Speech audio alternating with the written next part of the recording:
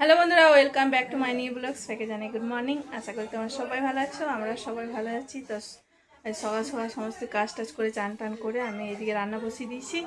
আর মাঝে মনীষা আর মা ঠাকুর মন্দির আছে, কেন আজকে আমাদের হচ্ছে বাড়ি বিসর্জন। আর আমাদের প্রতিমাটা হচ্ছে পাথরের একবারে আমাদের তৈরি করে দিয়ে গেছে দাদু, সেই জন্য প্রতিমা বিসর্জন হয় না, বাড়ি বিসর্জন করে দেয়। তো এখন চলে এসেছে ব্রাহ্মণ, ও পুজোতে বসবে। আর দাদা আর কৌশিক এরা আর মনু সবাই মিলে সবাই যাবে বাড়ি বিসর্জন করতে। তো চলো তোমাদেরকে দেখাই। এখন পুজোতে মা সব কিছু জোগাড় টোগাড় করে দিয়েছে, করে টোরে এখন পুরোহিত চলে এসছে পুজো করার জন্য। পুজো করার জন্য ব্রাহ্মণ চলে এসেছে, আর এদিকে সব কিছু জোগাড় হয়ে গেছে। আজকে আমাদের বাড়ি বিসর্জন হবে।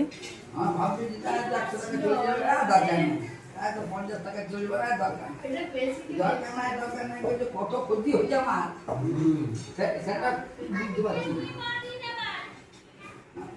এই যে পেট ভরতে খাচ্ছি, না খাওয়া দিল কষ্ট নাই একটা সংসারে।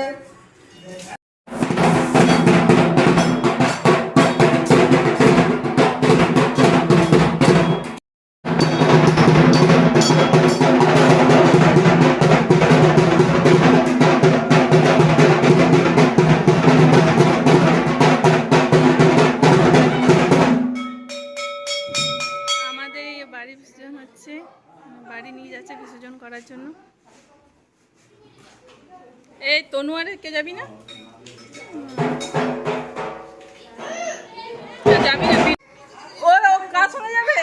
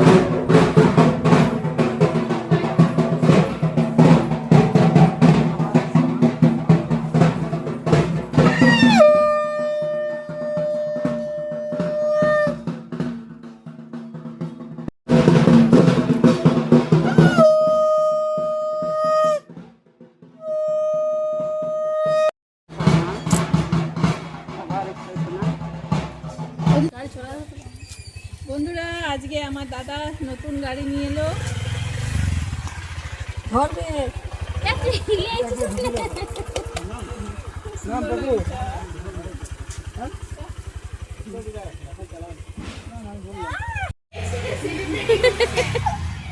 দেখবো না, আসতে গাড়িটা ভালো হয়েছে, খুব সুন্দর হয়েছে।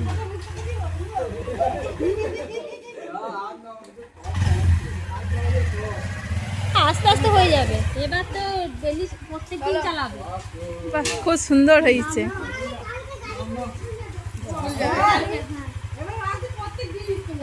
বলে দিদি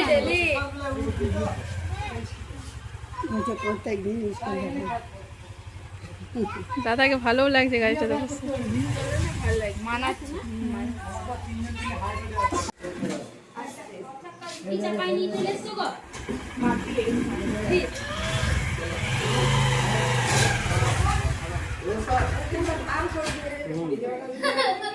সর সর লেগে যাবে রাজদীপ।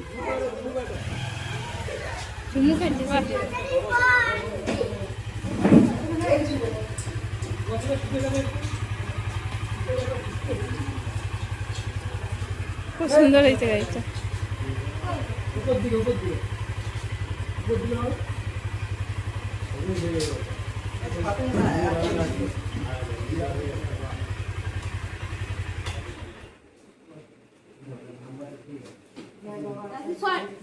নম্বরটা তোমার ইয়ে 0218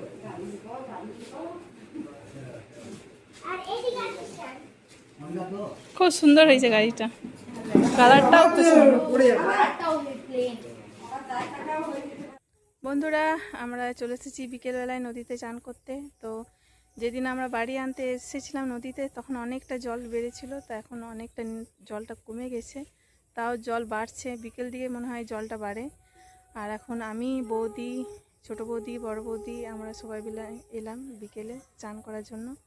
তো এখন ঘাটটায় চান করছে একজন, সেই জন্য আমরা এইদিকে দাঁড়িয়ে আছি, চান টান করে নিই, তারপরে আমরা আবার চান টান করবো। আর কটা কাপড় আরে নিয়ে এসেছি কাচার জন্য, এখানে কাপড় আরে কাচবো। আমরা এখন এইখানে দাঁড়িয়ে আছি, রাস্তার পাশে দাঁড়িয়ে আছি, এটা হচ্ছে রাস্তা। আর এই দেখো কত জল বাড়ছে, আস্তে আস্তে জলটা বাড়ছে। যখন এখানে দামোদর নদী পুরো ভর্তি হয়ে যায় তখন এগুলো সব পুরোটাই ডুবে যায়। এই জঙ্গল আর এই রাস্তা আর এদিকে পাশে যে মাঠগুলো আরে রয়েছে এগুলো সব ডুবে যায়।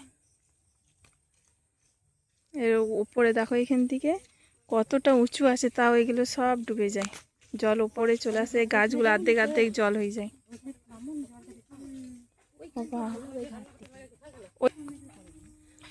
এইটা কতটা উঁচু, আর এটা এই পাথর দিয়ে বাঁধানো। যখন আমরা অনেক ছোট ছিলাম তখন এই ঘাটটা পাথর দিয়ে বাঁধাতে দেখেছি, অনেক ছোট ছিলাম, তাও 8-9 বছর করে আমাদের বয়স হবে, তখন এই ঘাটটা আমরা বাঁধাতে দেখেছি। দেখো এরকম অনেক দূর অবধি বাঁধানো আছে, সাইডে সাইডে গোটাটাই।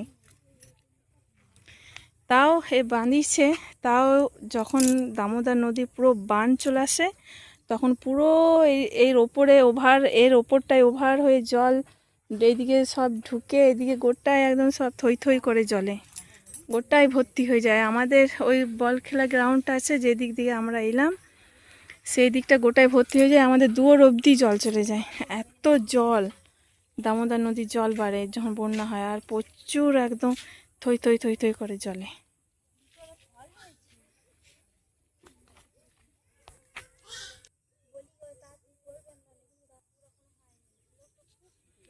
এই ফলগুলো নিয়ে আমরা আগে যখন খেলনা নিয়ে খেলতাম ছোটোতে, তখন এই ফলগুলো দিয়ে ভেতরে যে বীজটা আছে বীজটা ফাটিয়ে আমরা রান্না আরে করতাম। দেখো ভেতরে একটা বীজ বেরোবে,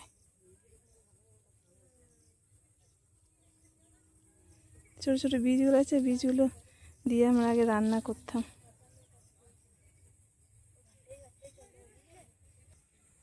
দেখো কত ধরেছে এখানে। এখন আমরা এই ঘাটে নামবো চান করার জন্য। দেখো কত জল বেড়েছে, প্রচুর জল। আমাদের দামোদর নদী জলটা প্রচুর টান, দেখেছ কত টানে একদম বয়ে যাচ্ছে।